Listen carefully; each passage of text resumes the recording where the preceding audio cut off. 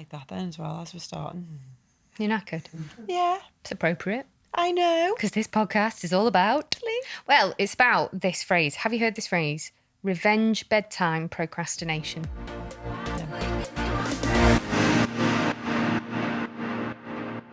Do you know what it is? I know we were going to be talking about sleep, but I don't know what that means. So revenge... Well, who makes these things, these words up? This, to be fair, right, this was first the origin of revenge bedtime procrastination as a phrase, I think originated on Twitter. That's where it seems to have come from. Yeah. And it's a quirky little phrase, which I think it beautifully describes what many people go through. And it's basically, you take revenge on the fact that you feel out of control of your daytime hours. Yeah. So you stay up late on purpose to have some semblance of control over your time. Right. So, for example, people who are parents, people who are caregivers, people who work long hours, even people with anxiety or those who've got poor time management would possibly succumb to revenge bedtime procrastination. I do this all the freaking time, and I'm very aware of it. The hardest thing for me, like, I write about self-discipline, my books are about self-discipline, and I would say the hardest thing for me to be disciplined with is shutting my eyes and going to bed when I know that I need the sleep. Yeah. Because I am a person who, I aim to go to bed for about 9:30, 10 o'clock, but a lot of the time, if I've had a busy day or my kid's been a pain in the arse and it's taken him, like, you've got 2 kids, you know when they just play for time? Yeah. So annoying. Yes, yeah. I'm like, I just want to sit and watch something with your dad, have a bit of grown-up time, just or sitting down just scroll. But no, you're fannying around, you're taking 3 hours to brush your teeth. I don't care what colour your pants are. Like, and they come out with the most ridiculous They want to questions. tell you about the day. And it's like, you've been on Roblox for 4 hours. You know, why couldn't you have done this before? I tried to ask you have this conversation with you at dinner time. And you just didn't want ignored to me. know. And now you want to tell me how your day's gone. And I do let her have it. I'm mostly talking about Danny because she doesn't shut up, bless her.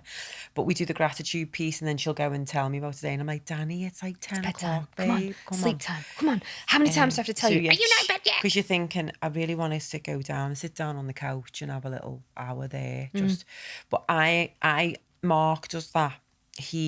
Even if he's tired, he will go down and sit and watch a couple of episodes on Netflix or something like that. Then he'll fall asleep on the couch, which makes makes me feel sick because I'm like, how can you go to sleep sitting up? I'd love to be able to do that. I have to be lying down.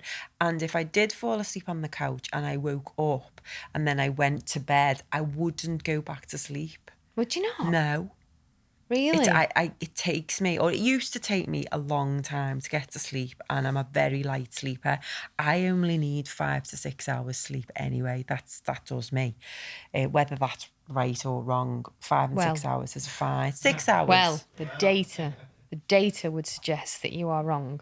There is an amazing book. Data. I wanted producer Jacob to come on this podcast, but because he's got his sliders on and his socks and his legs out, and he's not tired. dressed for it and he's tired, he won't. But he's read Why We Sleep by Matthew Walker. Matthew Walker is a neuroscientist who's written this amazing book. He's got a great TED Talk as well, and the opening line of his TED Talk is balls. Because apparently, if you don't get enough sleep, your balls shrink. I haven't got balls. You haven't got balls. But the data suggests that when we don't get enough sleep, it has such a detrimental effect on our mental health, our physiological health, our stress levels. So I'm going to take this opportunity, because I need to hear this too, to terrify you with some statistics. Yeah. So, first of all, do you know what the biggest killer of women is? I know we've mentioned it before. And I'd probably go with like breast cancer or something, but I think it's something to do with the heart. It is. It's heart disease. Heart disease is one in two. Yeah, it's huge, like 1 in 5. Sorry, deaths they attribute to heart disease, and women over the age of 20, 1 in 16 have the beginnings of heart disease, which is like, terrifying. And that can manifest as a heart attack, a stroke. hypertension. So a study of over 400,000 people suggested that those who got 6 hours sleep or less were at increased risk of hypertension, because your blood pressure, when you have more than 6 hours sleep, your blood pressure will naturally lower. It dips by 10 to 25%, which is right. Because obviously elevated blood pressure, you know, I remember my husband talking about this the other day. They say, don't they, that an elephant and a mouse have the same amount of heartbeats in their lifetime, but because a mouse's heart beats so much faster, that's why their life expectancy is a lot shorter. And he was saying, you know, like, because he does motocross, he's like, oh, you know, maybe I'm shortening my life by being on my bike because my heart's beating so fast. But that blood pressure can really, really cause lots of serious issues for people when it's elevated. It can, you know, cause problems with the arteries, cause heart disease. But a lack of sleep is like so fundamental for those basic physiological functions for our heart. And I can actually, I know I don't sleep enough. I know that the stress levels can rise. You can feel that racing heart, or it manifests sometimes as anxiety, and it can be difficult.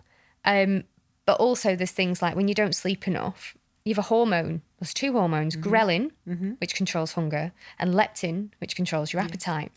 And when you don't get enough sleep, those hormones, ghrelin elevates, leptin decreases. So they're like doing the opposite of what they should be. So it leads to intense cravings. It causes you to overeat more. It causes you to gain weight. And they reckon that people who are living with obesity, many people living with obesity have very, very poor levels, you know, very poor sleep quality. So Matthew Walker in his book makes this statement, which I think is, it's one of those statements that made me go, what?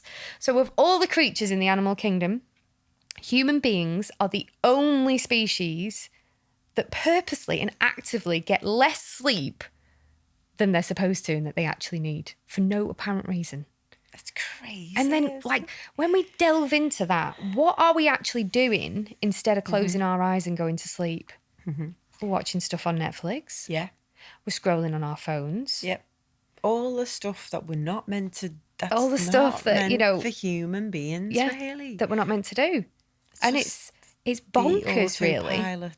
It's just you're just not. We're not conscious, are we? No, but we are now. We recognise it, but we still do it. I mean, the reason why I'm not sleeping at the moment is because of the puppy situation, and I feel absolutely shattered.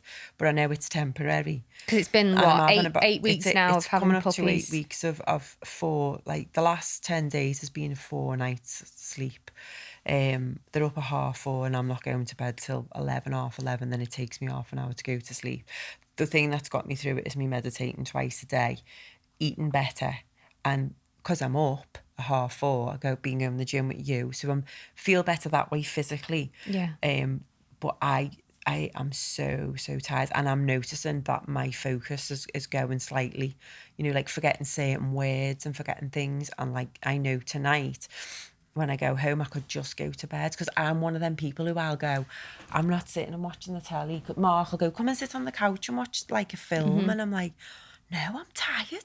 I'm going to bed. See, that's good. At least you're not somebody who suffers from revenge bedtime procrastination. That's keeping me up at the minute. That does my head in, whereas Mark's all right, but then he still goes and has 2 hours. But he's knackered the next day, and I'm like, just go to bed early. And he's like, no, because I don't feel like I've had time to myself then. Because his time to himself is the 2 hours on the couch. Whereas I go, oh my God. But see, after recording this, you need to sit him down and have a little bit of a word with him. I need to check his balls. Love. I do. Oh, they're a bit shrunken them. Do you know they get bigger if you slept more? That's like, I mean, and what does that mean with the balls shrinking? I don't actually know, but obviously that... Men don't want the balls to shrink. No, of course they don't. No. Producer Jacob, do you want your balls to shrink? Exactly.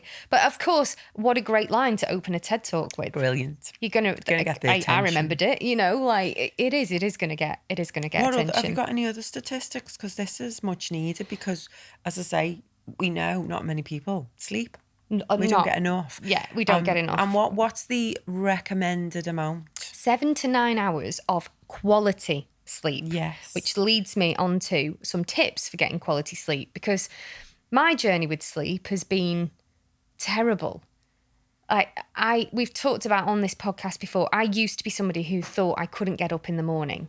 Yeah. And would sleep in constantly and always work late. And then I read The Miracle Morning by Hal Elrod in 2015 and started getting, all of a sudden, it was like, oh, actually, I have a conscious choice of whether I get up or not. This is definitely a mindset that I've created. I've taught myself and conditioned myself to believe I couldn't get up in the morning. And then all of a sudden, when I realised that I could, and it was a mindset switch, and I started getting up early, and earlier and earlier and earlier, because, and I think in the way that revenge bedtime procrastination works, the flip side of that was, oh my God, I'm doing it the other way. I'm getting up early. So before I read that book, I was probably getting up at like 7:45 every morning, and then it was a crazy rush around the house. Unless my son was always a good sleeper, but unless he got up, you know, early. It was around like 7:30, 7:45. And it was just manic and horrible. And then I read this book and, you know, I'm getting up at 6:30, and then it was 5:30, and then it was 4:30. And before you knew it, there was a long period of time where I was getting up at 3:45 a.m. Oh my God, yeah, exactly. And according to Dr. Joe Dispenza, we've just been talking about him on our other podcast, 4 a.m. is the best time to meditate. Surely that's relative though, because it depends what time you've gone to bed. No, 4 a.m. for some reason is the best time to bed. I can't remember the science behind it, but he does 4 a.m. I have done a workshop with a guy who was a meditation specialist who also said the same, and he would get up early to do it. In our yoga teacher training, they give that time as well. It's to do with the connection to the universe and stuff. Oh, so it's a bit scientific of planet right, fair thing. enough. Planet thing, fair enough. I'll let you know when I've finished my astrology course. Thanks. Just another course. Just another one. Something else. Something else. But yeah, the 4 a.m. So I've been getting up at 4:30 because the pups get me up, and it's horrific. What time do you early. When it's not puppy land, because they'll be gone soon. 6 a.m.'s good for me. Okay. That's nice for me, because I've worked with people who, because there's the Miracle Morning, and there's a lot of people out there right now who are getting into these, you know, no days off. We all get on. We Hustle, do these grind, things. Yeah, and it's sleeps like for the week. Sleep when you're dead. And then some people come and see me and go, I've really got a lot of anxiety, and it's because they're trying these rituals or these 21, 30-day challenges, and it's like, so I've established that's where it's come from, and it's like, you don't have to get up that early. No, you can if you want to, yeah. And it's a choice. Yeah. But everybody's body clock's different. With some people, we're just different. So it's not for everyone. So they put the clock back to an extra hour on, so they get up at 7 a.m. Much better. They were getting anxious about getting up early. Oh no, I can completely understand that. Yeah, if you feel like you're obligated to do something, a challenge, you know, everyone else is doing it, and it's the thing to do. But it has been the thing, and it's brilliant. It is for some personalities. It depends. Yeah. And there are many. I get targeted with ads, you know, on Facebook all the time, like the secret to a millionaire morning, you know, and it's always getting up at 5 a.m. and all that. And while I do get up at 5 a.m, so I feel a bit of a hypocrite saying it. But if it works for you. But in the past, this week. Yeah, but in the past, when I was getting up for that long period of time at 3:45, you know, I remember somebody saying to me, "What are you actually doing?" Yeah, and I was reading, because I just started on this personal development journey. So it was exciting. I was reading, I was meditating, I was journaling, I was exercising, I was deep breathing, but I was faffing as well. A lot of the time I was faffing around. And, you know, I did that for, it was about 10 months, 11 months. And then I had my breakdown.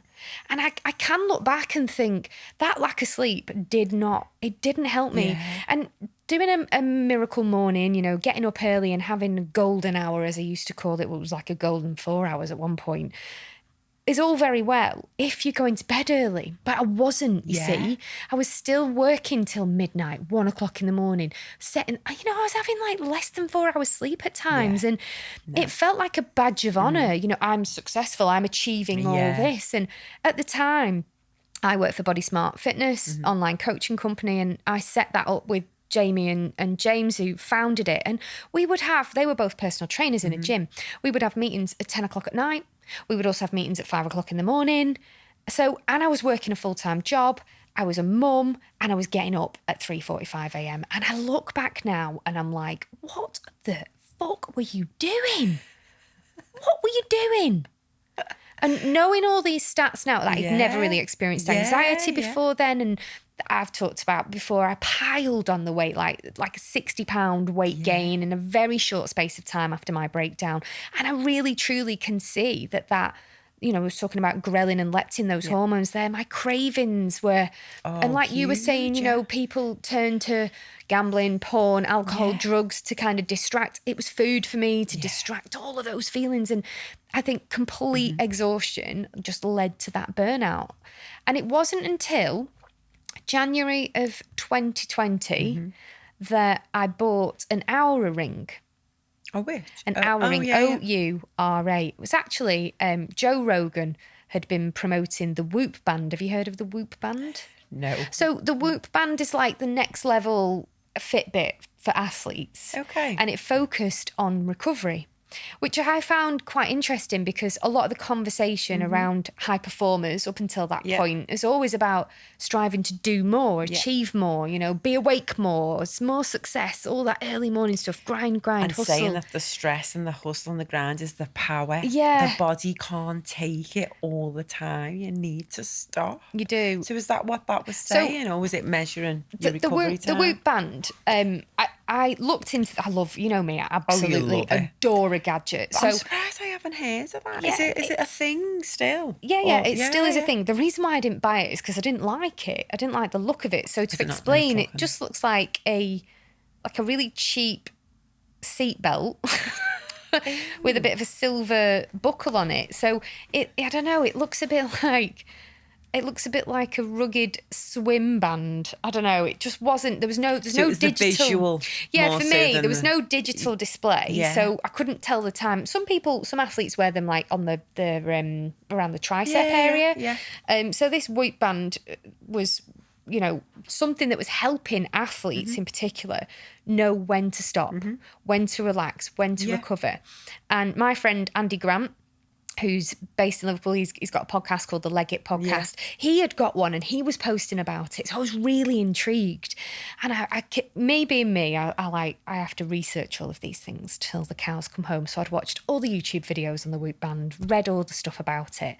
But I just didn't like the look of it. Yeah. And then another friend of mine, Adele Roberts, who's a Radio 1 presenter. Oh, yeah. She and her girlfriend, I thought they got married, because they posted a picture of these matching rings. And I was like, oh my God, you've got married. And she's like, no, it's an Oura ring. I was like, oh, damn. I was really excited. So then I was like, what's an Oura ring? She said, oh, it measures and tracks your sleep. Because Adele was at that time doing the early breakfast show on Radio 1, she was getting up at like 2 a.m. to go to work. Yeah. So she was using the Oura ring to monitor her sleep and help her get better sleep quality. So I then go on another Google wormhole. Oh, this gadget looks fabulous. And I'm obsessed with jewellery. I'm really sad I've not got it on today, because it lives in an egg cup by my bedside table. So at night time I take my wedding rings off and put the Oura ring back on.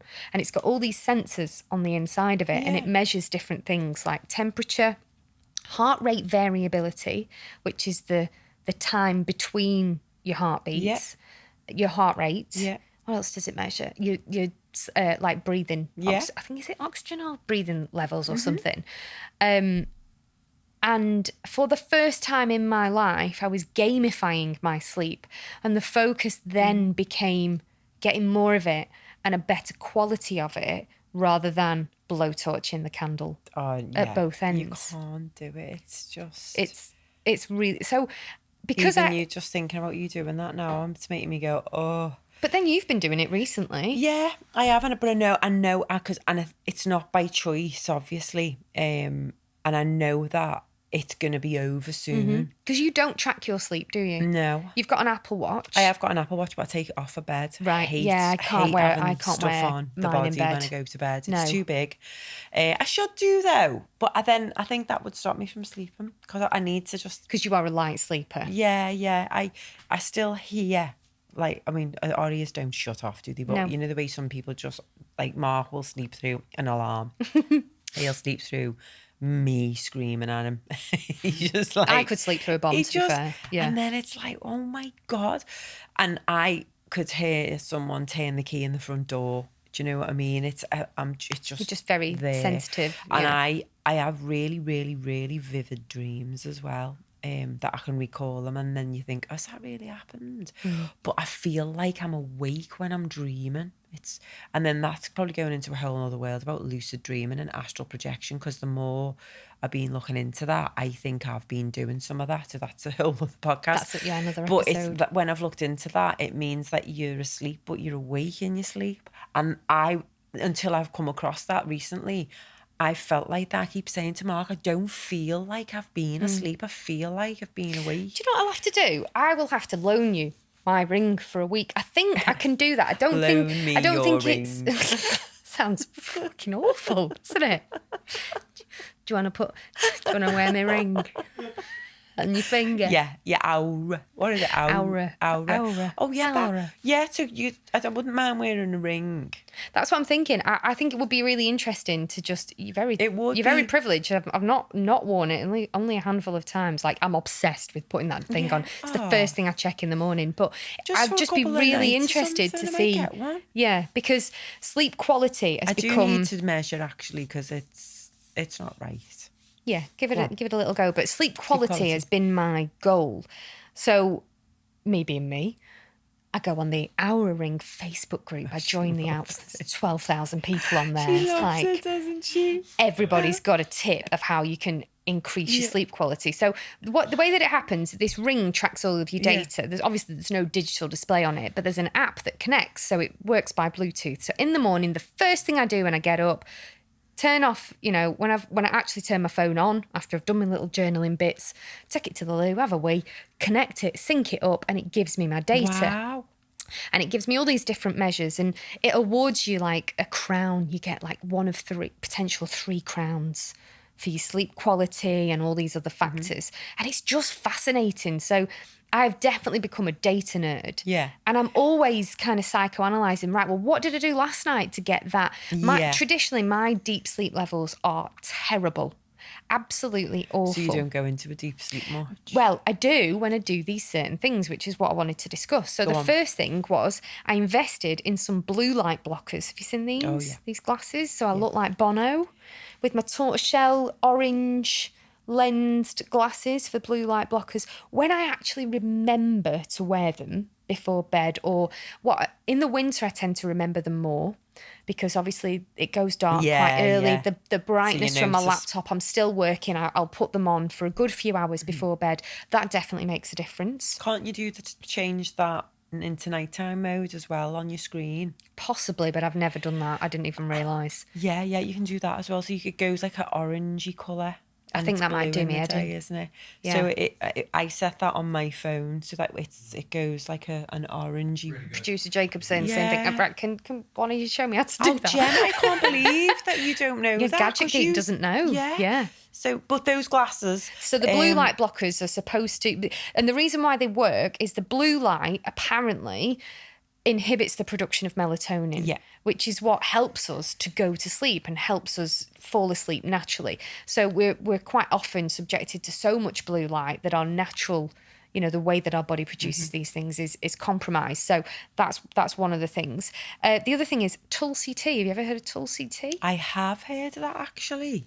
But I don't know what it is, but I have heard of it. It's like a herbal tea. Yeah. And this again was on the Aura Facebook group. People were talking about Tulsi tea and how it really helped them. I should point out, if you are diabetic or breastfeeding, do not drink Tulsi tea. Always speak to your doctor before you do that.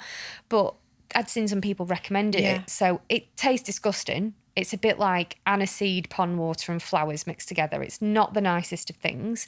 But if I drink that before bed, and this is really weird, it's got to be Because I'm one of these people, I'll let a brew go cold. Oh, I'm terrible for letting a brew Do you go microwave cold. it? Yeah. Are you even a mum if you've not microwaved your coffee 8 times I in the just morning? make a fresh one. Mark does that Oh, I'm all definitely the a time. microwaver. I make him cups of teas and then it goes cold and then he goes, it's all right, just bang it in the microwave. Yeah. And I go, no. I do that. Make your own fucking tea then. I'm not going to put it in the microwave. So, yeah. But Tulsi tea, the tea. temperature's got to be still hot. Right. So as long as I've drank that and it's hot... Is that a brand, is it? Or is it the I name of use the ingredient? Pucker 3 Tulsi tea. Okay. Yeah. I'll get some of that. So Pucker Tulsi tea, that's really, really helped me. Okay. Things like eating too late, and in particular, if I've yeah. eaten a lot of sugar, kiss goodbye to my deep Yeah. sleep levels. Absolutely no way. Some really weird ones for you. Mouth taping. Have you ever heard of mouth taping? Have. And that's to help with your breathing, isn't it? I've To stop yeah. breathing out your mouth, because there's a guy I know, we'll have to get him on the podcast, Joel Jelen, do you know him? Yes, yeah. He's got a company called Reset Breathing, I think, and he has told me about that. I've tried it once. What was it like? I did it really late at night because I didn't want Sean to take the piss, because he'd be like, what are you doing? What are you doing? Some type of kinky thing. Exactly. Are we going for a kidnap scenario here? You know, like what's happening? But I did it with, bandage tape. So like, you'd seal a bandage with on your arm. So I just like put it over my mouth. Went to bed. Oh, it was awful. It's about just training yourself. I couldn't do it through your nose. I couldn't do it, and then I was like licking it. It was before I knew it was like flapping off. It's like ripped it off. Like no, not. So that was a failure for me. But a lot of people do recommend mouth taping if you sleep good. with your mouth open. Yeah. Weighted blankets. Oh yes, I've heard of these. Yeah, so I haven't got one. I have. I've got Does one. it weigh? Yeah, but it's crap in the summer because I can't use it. It's too hot. Too hot. But in the winter, the weighted blanket definitely helps with getting deeper and better quality sleep. Wearing socks in bed. No, Which is a weird and wonderful one, but wearing socks has increased my deep sleep levels. What about the old one of chamomile tea? Because I do drink chamomile tea when I have a thing of not sleeping. But again, as I say, when I do go to sleep, I only need 6 hours, but maybe I do need more. You keep saying that, I only need 6 hours. That's what I've always just managed on that. Do you ever get more though? Ever? Surely you must. If you do, you must feel better. The only probably time is maybe when I have had a drink. If I've gone on a night out. See, this leads me beautifully onto my final point. That says decision to give up alcohol. So my Oura ring was the reason why I chose to stop drinking, because heart rate variability is one of the measures on this. And while the goal is obviously to get your heart rate as low as possible without it being dangerous, with heart rate variability, you want it to be a high level on this data. Anyway, I noticed that when you'd had a drink. When I bought the Oura ring at the beginning of January, and for 3 weeks I wasn't drinking alcohol because I was doing 75 hard, the challenge where you can't drink alcohol. And then as soon as that finished, I basically drank the 75 days worth of booze in a few weeks. Yeah, I really did. Like, we'd had a box of wine over Christmas that I hadn't touched because I'd not been drinking. It's like, I'm going to make up for it now. And before I knew it, I was drinking half a bottle of wine a night.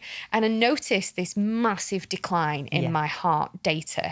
So my resting heart rate was going up dramatically when I was asleep. My heart rate variability crashed.